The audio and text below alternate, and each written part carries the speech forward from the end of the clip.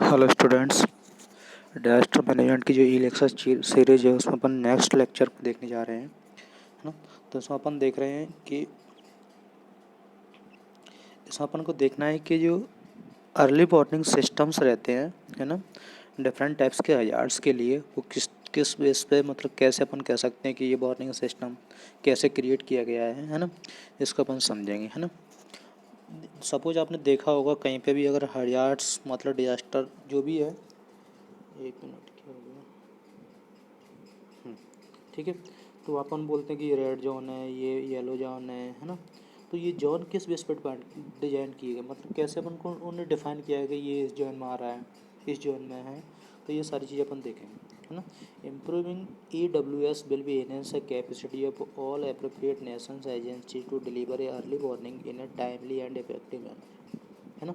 तो EWS मतलब early warning systems को कैसे एनहेंस द कैपेसिटी, उसकी कैपेसिटी को कैसे एनहेंस किया गया है।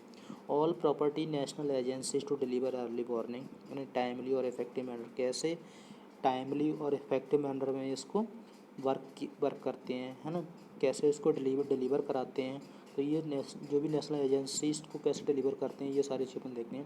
These project are design to help with risk reduction, improve safety and increase awareness in disaster prone and climate change affect region. तो ये जो प्रोजेक्ट्स हैं कैसे हेल्प करते हैं रिस्क रिडक्शन में, है ना। कैसे रिस्क को रिडक्शन किया जाए, है ना।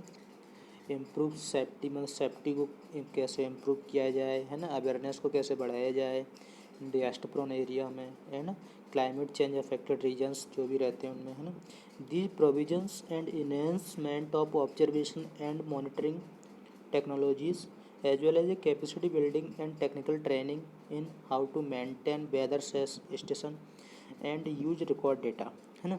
तो जो प्रोविजंस रहते हैं, प्रोविजन और enhancement of observation and monitoring technologies रहती हैं, as well as the capacity building,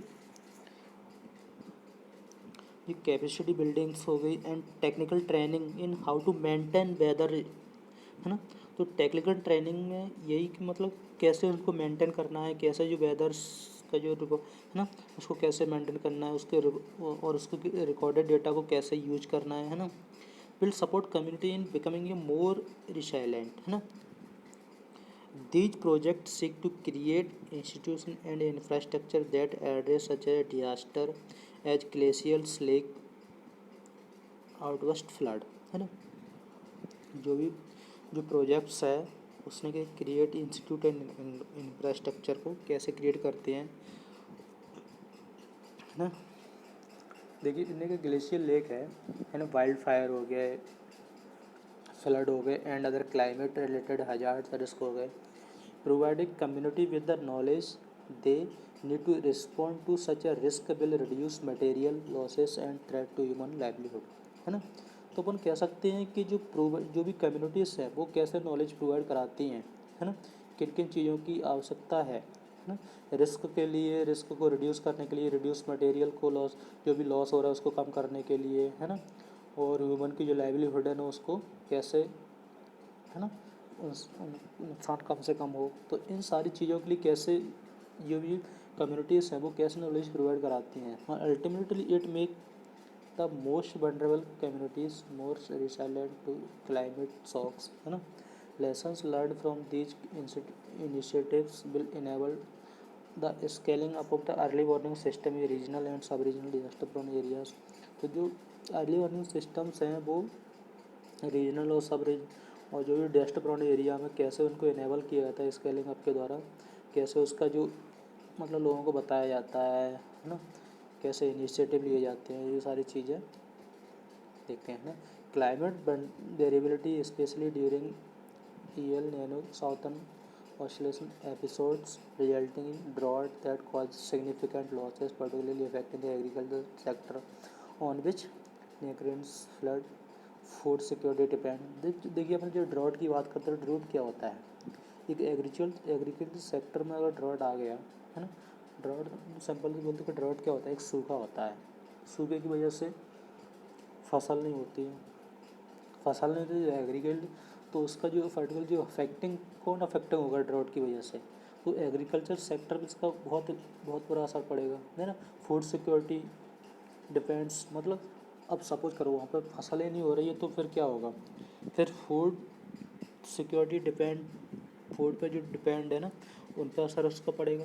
तो this project is design to reduce drought and flooding risk generated by climate change and vulnerability in the coordinated set of intervention designed to implemented new public policies for addressing climate change by introducing agroecological practice and है ना participatory water shaded manage in highly vulnerable rural communities. देखिए simple सी बात है, जो early warning systems हैं वो किस इन्हीं पे काम करते हैं। मतलब ड्रॉट हो रहा है ना, तो ड्रॉट को रोकने के लिए उनको सबसे पहले क्या करना है ना, ड्रॉट नहीं हो उसके लिए जो भी वाटर शेडेड मैनेजमेंट है ना हाईली वनरेबिलिटी एरिया में रूरल कम्युनिटीज़ में, तो कहने का मतलब ड्रॉट नहीं हो उसके लिए पहले से वाटर की सप्लाई है ना, वाटर का जो भी मैनेजमेंट है उसको पहले से करके रखें, तो वहाँ पर अगर ड्रॉट नहीं होगा, है ना। और भी सारी चीज़ें हैं जैसे कि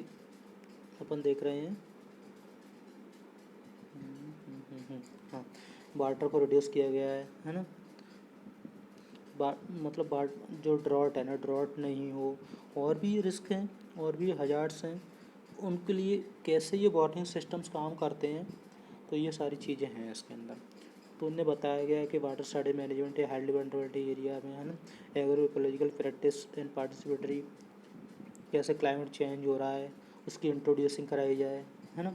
न्यू पब्लिक पॉलिसीज़ हैं वो उनको एड्रेस किया जाए, तो ये सारी चीज़ें हैं इसके अंदर, है ना।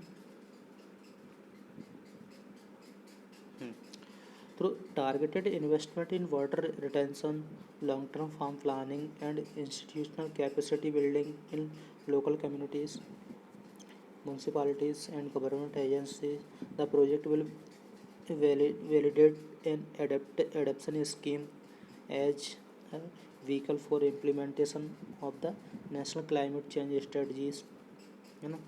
तो वाटर का जो इन्वेस्टमेंट है ना, इन्वेस्टमेंट इन वाटर रिटेंशन में है, लॉन्ग टर्म फार्म प्लानिंग में है ना, एंड इंस्टीट्यूशनल कैपेसिटी बिल्डिंग और लोकल कम्युनिटीज़ म्यूनसिपालिटीज़ जो भी गवर्नमेंट एजेंसीज हैं, and the project will validate the adoption scheme as a vehicle for implementation of the national climate change study.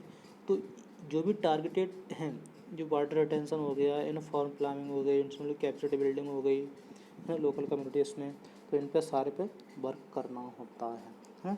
तो कैसे early warning system काम करते हैं ये सारी चीज़ें इसके अंदर अपन देख रहे हैं, ठीक है। उसके बाद देखिए Wellington early warning score acceleration pathway. देखिए अपन जोन की बात करते हैं कि येलो जोन है, तो किस बेस पे इनको इंडिकेटर लगा के and vital sign in the yellow zone total early warning system 1 to 5, मतलब जो अर्ली वार्निंग का जो एक रेंज दी है कि 1 से लेकर 5 तक है, तो वहाँ पे येलोजन है। अगर यही 1 से लेकर 5 का जो मतलब पॉइंट्स है उसके बेस में 6 to 7 होता है, उसको ऑरेंज जोन बोला गया है। देन रेड जोन किसको बोला, 8 to 9 उसका स्केल है जो भी है ना अर्ली वार्निंग सिस्टम का। देन अगर 10 से ज़्यादा है तो उसको उन्होंने ब्लू जोन बोला है।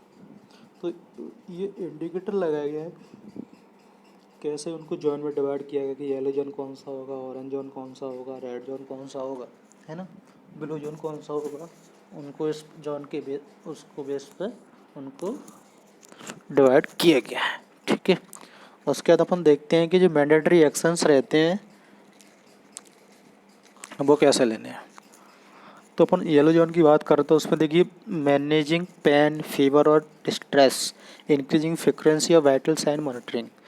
तो जो येलो जो है ना वो अभी तो मतलब वहाँ पे कम ही मतलब नुकसान होता है, तो उसमें भी जो भी है तो पेन को मैनेज करना है, फीवर ऑफ डिस्ट्रेस है इसको, है ना, फ्रिक्वेंसी वाइटल साइन मॉनिटरिंग बढ़ाना है, तो यहाँ पे ये वाले एक्शन लेते हैं।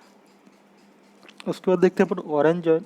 ऑरेंज जोन में क्या है कि house officer review with in 60 minutes and discuss with nurse in charge and inform the PR nurse, increase frequency of vital sign monitoring, यही सारी चीज़ें है ना। उसमें जो बीमार से रिलेटेड है ऑरेंज जोन, उसके बाद में रेड जोन में कि विद इन 20 मिनट्स के अपन को आईसीयू रेफरल करना है, पीआर नर्स जो भी हाउस ऑफिसर है, नर्स इंचार्ज इनकी, तो ये सारी चीज़ अपन को रेड जोन में करना है। और उसका ब्लू जोन में तो अपन को सीधा डायल करना है 777, स्टेट मेडिकल इमरजेंसी टीम को करना है, given your location and support airway breathing and circulations. तो ये सारी चीज़ें अपन को ब्लू जोन में करना है, ठीक है। तो ये जोन है येलो रेड ब्लू जो भी है उनको किस बेस पे डिवाइड किया है, कौन कौन से जोन में क्या क्या एक्शंस लेना है, तो ये अपन अर्ली वार्निंग सिस्टम में देख रहे हैं, ठीक है। इसके आगे अपन नेक्स्ट लेक्चर में कंटिन्यू करेंगे। अभी के लिए थैंक यू।